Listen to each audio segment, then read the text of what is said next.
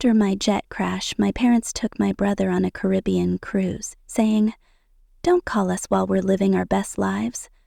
I didn't. 5 days later, a chilling secret surfaced. The world was on fire, or at least that's what it felt like as I clawed my way through the twisted metal of the private jet, the stench of burning fuel choking my lungs. My legs, God, my legs, were pinned under a collapsed seat, numb but screaming with a pain that hadn't yet registered as real.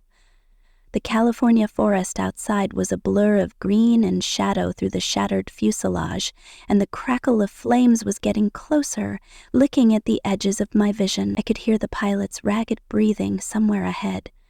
Then a sickening silence. I was alone, trapped, and the heat was rising.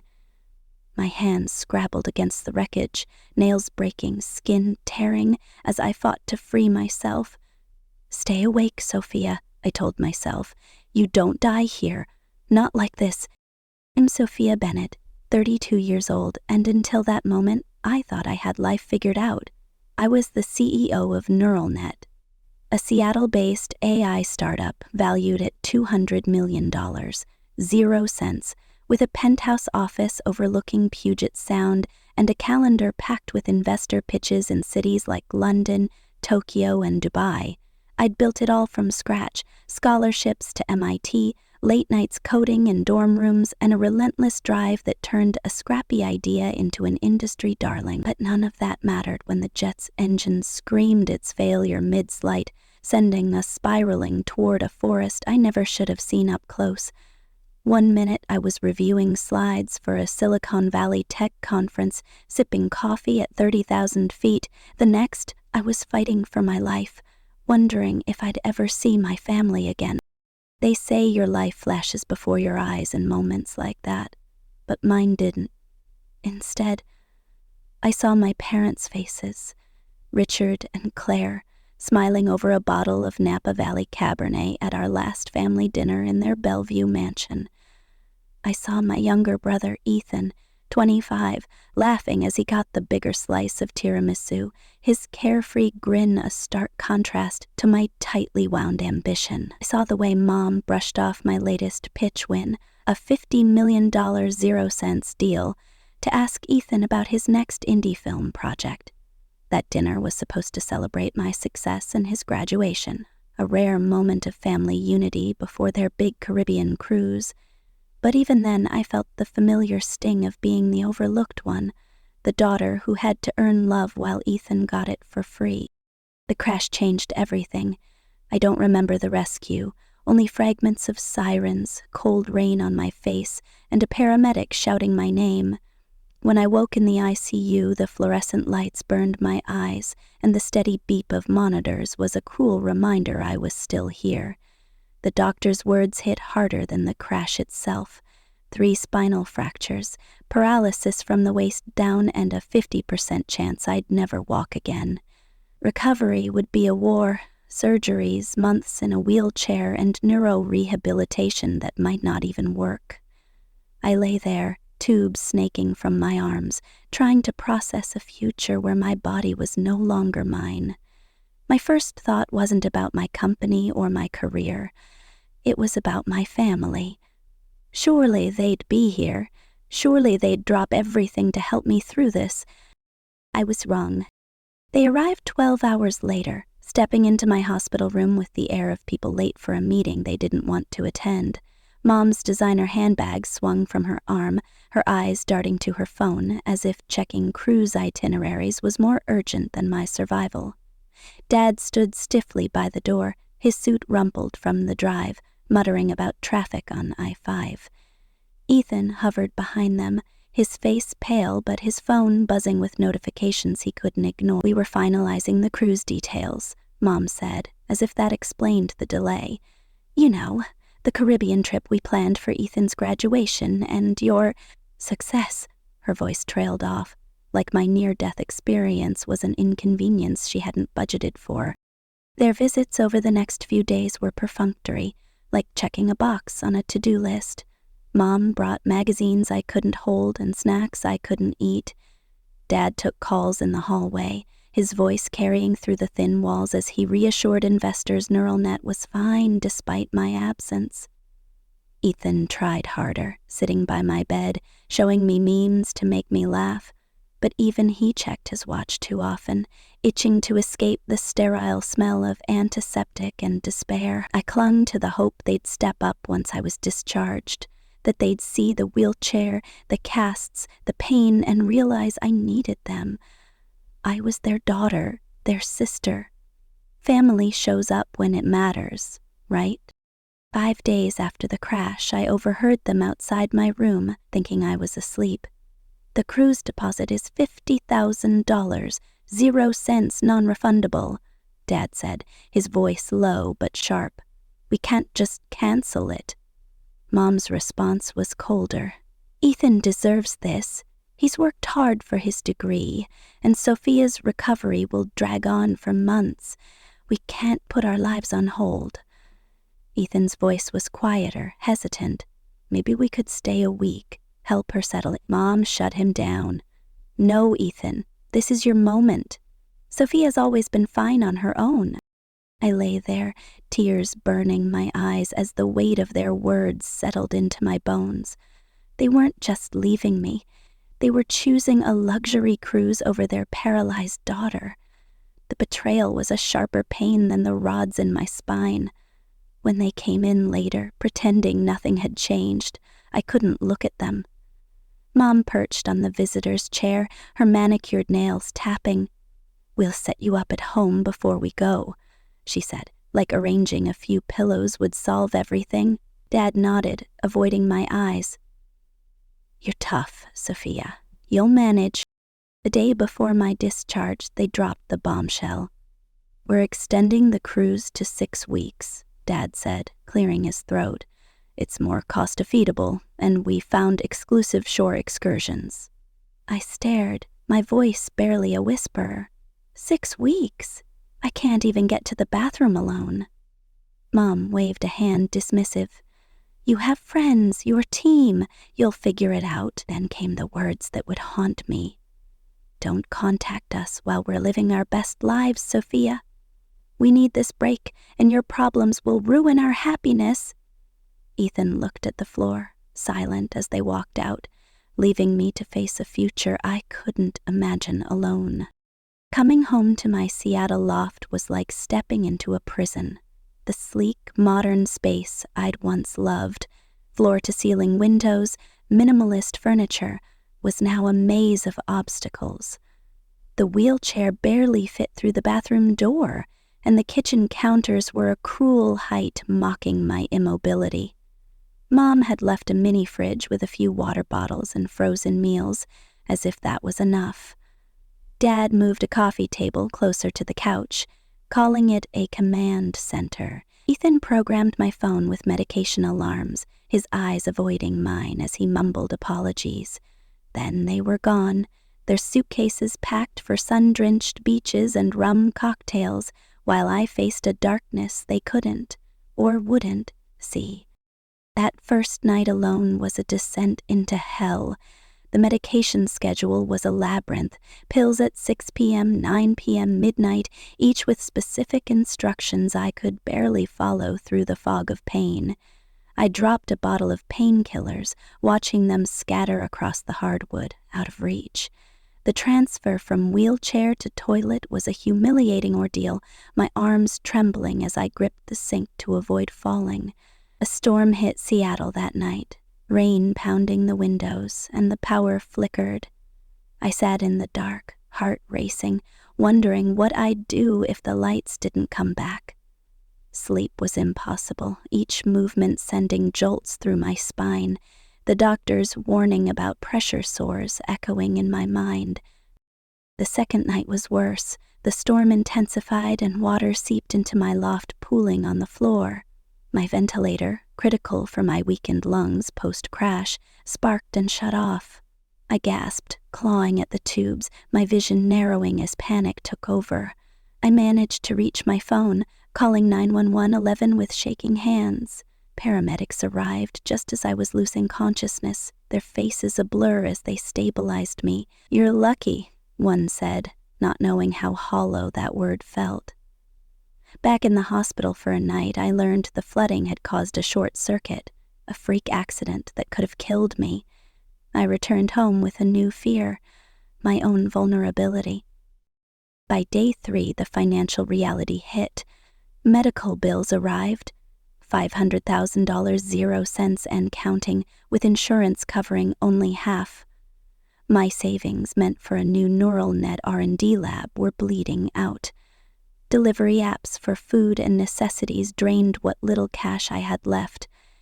I tried hiring a home health aide, but the costs were astronomical, and community services had months-long wait lists. My team at NeuralNet sent encouraging emails, but I could sense their worry.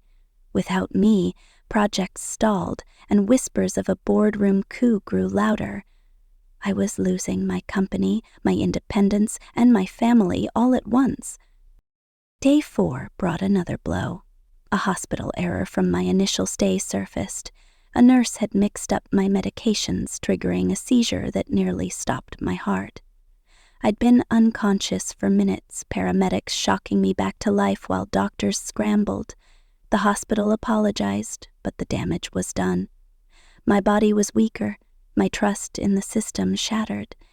I lay awake that night, staring at the ceiling, wondering how many more mistakes I could survive. The words, "Don't contact us," looped in my mind, a cruel reminder that the people who should have cared most were sipping Mai Tais in the Caribbean.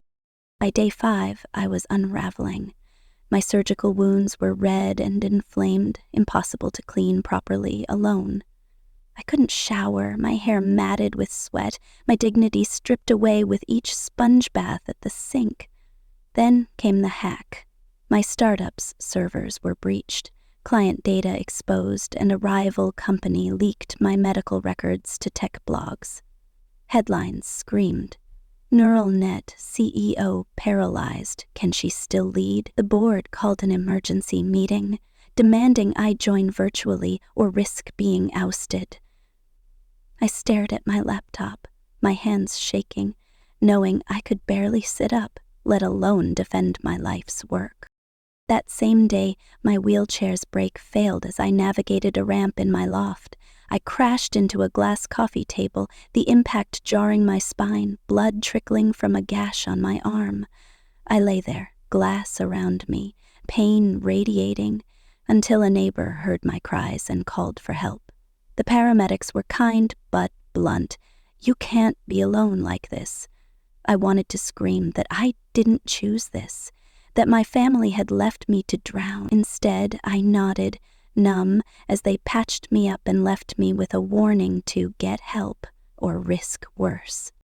Social media became my masochistic escape. I shouldn't have looked, but I did. Ethan's Instagram was a gallery of paradise. Him diving off a yacht, Mom and Dad toasting at a beachside restaurant, captions like "best family adventure yet" and "just the 3 of us living the dream." I wasn't in a single photo, not even a mention. One post cut deeper than the rest. Mom's caption, "Nothing beats family time in paradise." It was erased, a ghost in their perfect world. I deleted the app, my hands shaking with rage and grief, vowing never to let their happiness gut me again. The lowest point came that night. I knocked over my IV drip, trying to reach a water bottle, the needle tearing from my arm, blood pooling on the floor. I couldn't move to clean it, couldn't call for help. My phone was dead from the earlier power flicker. I sat there, immobile, staring at the mess, my body and soul broken. I thought about giving up, about letting the pain and loneliness win. What was the point of fighting when the people I loved most had walked away? The darkness was suffocating, and for the first time, I wondered if I'd make it through. Then, on the 5th day, a knock at the door shattered the silence. I froze, my heart pounding, thinking it was another delivery driver I couldn't afford. "Sophia, it's Liam from NeuralNet. You okay in there?" Liam Carter, my lead engineer, stood in the hallway, a grocery bag in one hand, concern etched across his face. We weren't close, just colleagues who'd shared a few late-night coding sessions. but his presence was a lifeline I didn't expect. "We haven't heard from you," he said, stepping inside without waiting for permission. "The team's worried." He took one look at the chaos, spilled IV fluid, unwashed dishes, my gaunt face, and his jaw tightened. "What the hell happened here?" I broke, the dam bursting as I told him everything. The crash, the paralysis, my family's betrayal, the ventilator scare, the seizure, the hack, the wheelchair crash. I expected pity, but Liam's eyes burned with something else. Anger. Not at me, but for me. "This isn't right, Sophia," he said. "You're not alone in this. We've got you." What followed was a blur of kindness I didn't deserve but desperately needed. Liam cleaned the blood, organized my medications, and cooked a proper meal. Pasta with marinara, the first hot food I'd had in days. He called Nora Patel, our team lead, and within hours a plan was in motion. My team, people I'd once seen as just employees, became my lifeline. They set up a rota, daily check-ins, meal deliveries, help with wound care. Nora connected me with a disability advocate who arranged wheelchair-accessible transport for my next surgery. Liam stayed late, setting up a voice-activated system so I could control lights and call for help without struggling. That night, as I ate a meal I didn't have to fight for, something shifted. The despair that had nearly swallowed me began to crack, letting in a sliver of hope. Liam's words echoed, "We've got you." For the first time since the crash, I believed I might survive this. Not just the physical injuries, but the betrayal, the loneliness, the fear. My family had abandoned me, but I wasn't alone. I had a new kind of family, one forged in crisis, and they weren't going anywhere. But the fight was far from over. The hackers were still out there, my company was on the brink, and my body was a battleground. And then there was Ethan's late-night call, his voice trembling through the phone, hinting at a secret he'd uncovered on that cruise, a secret that could change everything. What had my family hidden from me? Why had they been so quick to leave? And could I claw my way back to the life I'd built? Or was this just the beginning of a darker storm? What would you do if your family turned their backs when you needed them most? Have you ever found strength in unexpected places? Share your story in the comments, and if this hit home, subscribe for more tales of resilience. Sophia's journey is just beginning, and trust me, you won't want to miss what's next. The Seattle rain battered my loft's windows like a relentless drumbeat, each drop a reminder of the storm that nearly killed me 5 days ago. I sat in my wheelchair, staring at the mini ridge my parents had left, a pathetic gesture masquerading as care. Inside were a few water bottles, a half-dozen frozen dinners, and a note from Mom in her perfect cursive. "Stay strong, Sophia. We'll see you in 6 weeks." 6 weeks. They'd extended their Caribbean cruise, chasing exclusive shore excursions, while I fought to survive. Their final words echoed like a curse. "Don't contact us while we're living our best lives. You'll ruin our happiness." I was their daughter, paralyzed from the waist down after a jet crash, and yet I was the inconvenience. That 5th night alone, I was unraveling. My IV drip hung precariously from a makeshift stand, the needle in my arm stinging with every slight movement. The power flickered again, plunging the loft into darkness. My phone, my only lifeline, was dead across the room, unreachable. I gripped the wheelchair's arms, my heart pounding as I imagined another ventilator failure, another seizure, another brush with death, the medical bills piling up on the counter, $500,000 0 cents and climbing, were a ticking time bomb, draining my savings and threatening neural net, my $200 million 0 cents AI startup. My board was already whispering about replacing me as CEO, their emails polite but razor-sharp. "We need leadership certainty, Sophia." Then came the knock that changed everything. Sophia, it's Liam Carter from NeuralNet. You okay in there? His voice, steady and urgent, cut through the fog of my despair. I wheeled to the door, my hands shaking, and opened it to find Liam, my lead engineer, standing in the hallway with a grocery bag and worry etched across his face. We weren't close, just colleagues who'd shared late-night coding sessions, but his presence was a beacon in my darkness. He stepped inside, taking in the chaos. Spilled IV fluid, unwashed dishes, my matted hair and gaunt face. "What the hell happened here?" he asked, his voice tight with something I hadn't heard in days. Care. It broke. The story poured out.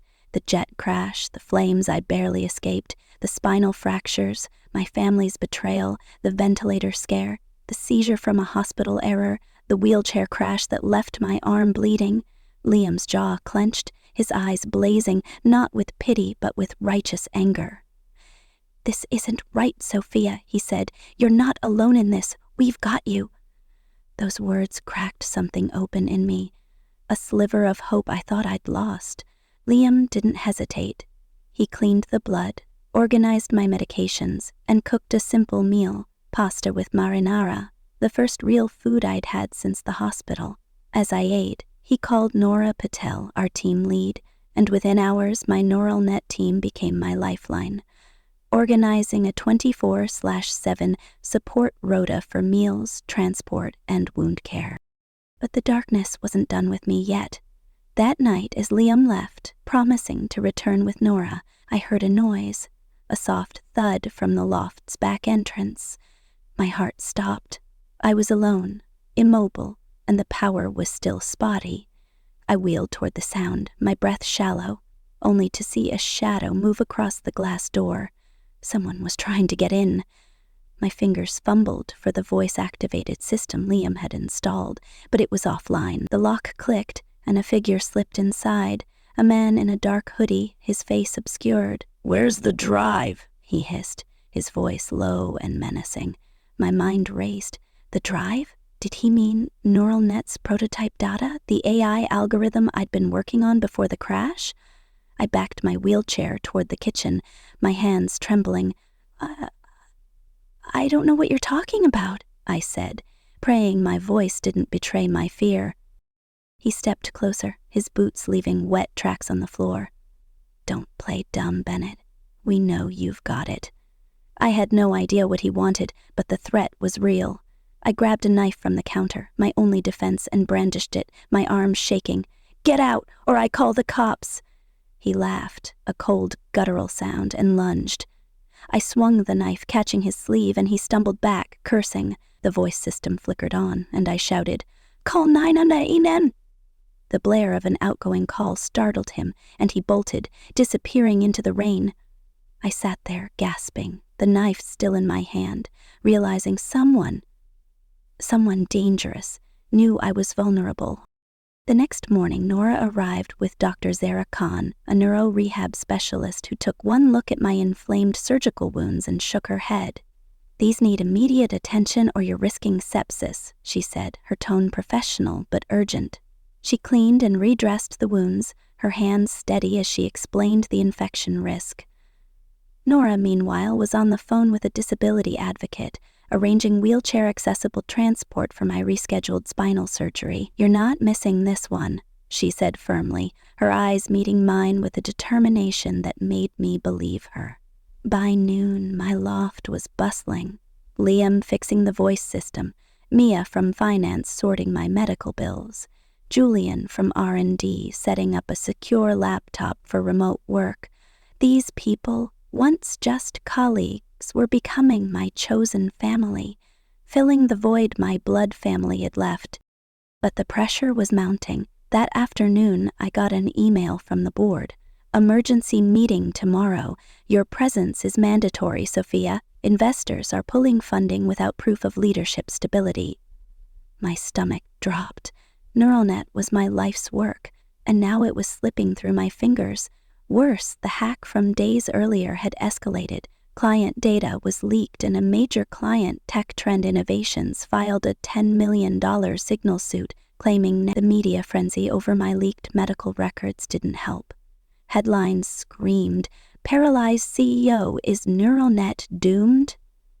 I stared at the screen, my hands shaking, knowing I had to face the board while barely able to sit up for more than an hour. Then came Ethan's video. I shouldn't have checked Instagram, but curiosity, or masochism, got the better of me. There it was, posted by accident, a blurry clip of my parents and Ethan on their cruise, laughing over cocktails. Dad's voice was clear. "Sophia's always been too independent. She'll be fine. We need to focus on what's best for us now, moving on." Mom chimed in. "She's not part of this chapter anymore." Ethan's face was visible in the background, pale, his eyes darting away. The video cut off abruptly, but the damage was done. Moving on? Not part of this chapter? The words were a knife, twisting deeper than any physical pain. I deleted Instagram, my fingers trembling with rage, but the questions burned. What did they mean by moving on? Was there something they weren't telling me? The next day, as I prepared for the board meeting, another crisis hit. My wheelchair's brake, already faulty, gave out completely as I navigated a ramp to the bathroom. I careened into a wall, the impact jarring my spine, pain exploding like fireworks. Blood trickled from a reopened wound, and I lay there, gasping, until Mia arrived for her shift and helped me back into the chair. "This thing's a death trap," she muttered, promising to get a replacement. The incident left me shaken, my confidence fraying. How was I supposed to lead a company when I couldn't even move safely in my own home? Dr. Zara returned that evening, her face grim as she examined the new injury. "You're pushing too hard, Sophia," she said. "Your body's fighting multiple battles, infection risk, stress, and now this. Slow down, or you won't make it to recovery." Her words were a wake-up call, but slowing down wasn't an option. The board meeting loomed. The lawsuit threatened to bankrupt NeuralNet, and the intruder's words, "Where's the drive?" haunted me. Was someone targeting my company's tech? Had the hack been an inside job? I confided in Liam, who promised to investigate NeuralNet's security logs, but his expression told me he was as worried as I was. Aunt Vivian's call came like a lifeline in the chaos. She was Mom's estranged sister, living in Portland, and I hadn't spoken to her in years. "I heard about the crash from a friend," she said, her voice warm but laced with old pain. "Your mother didn't tell me. Are you getting the support you need?" I hesitated, then told her everything. The abandonment, the intruder, Vivian's silence was heavy. Then she said, "Claire's done this before. When our mother was dying, she took a European vacation, said she couldn't handle the negativity.